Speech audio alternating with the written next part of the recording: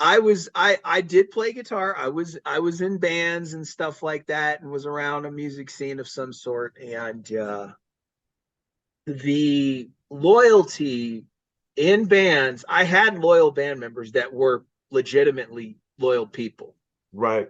But with it, there were a lot of snakes in the grass that would try to take opportunities if an opportunity presented itself. And let me get more in depth with that. What I mean is I have a friend I grew up with. Well, a couple friends because they were all brother and sisters, but there's a family I knew. And we went to church together and stuff like that. And they're older, my friend's older brother is an original member of the band No Doubt. And No Doubt was Gwen Stefani's original band. Okay, if you know who Gwen Stefani is, she's on The Voice, and I'm not familiar who that is. Who's that?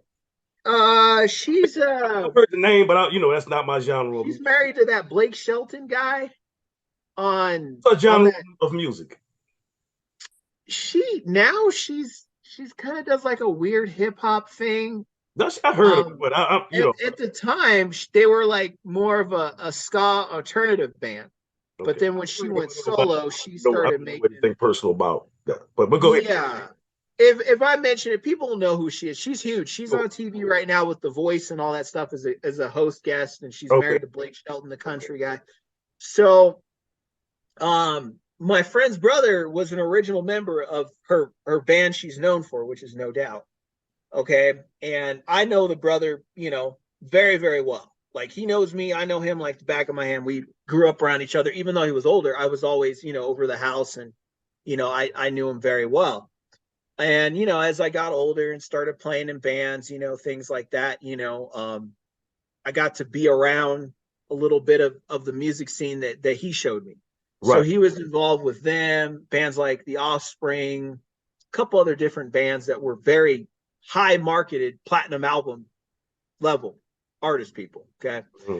And so I was around that. And as a young person, you don't think anything about it. And you were like, yeah, I know someone that's in that band, and I was around it. And they were like, oh, okay, cool. And that's what I mean by fly moving around. Yeah. That's what I mean by people being snakes in the grass, because see, their idea is, okay, he knows somebody. So if I get to know this person, maybe they'll do something for me. Right.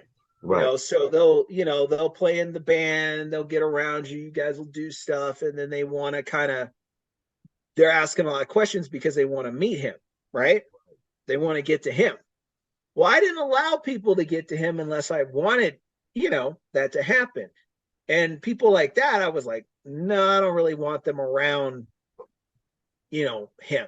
Because when I saw their intent was just to get ahead. Talkers, the slick talkers, huh? Right. Yeah, but what they had to realize about him was he was very meticulous, very picky about that sort of thing.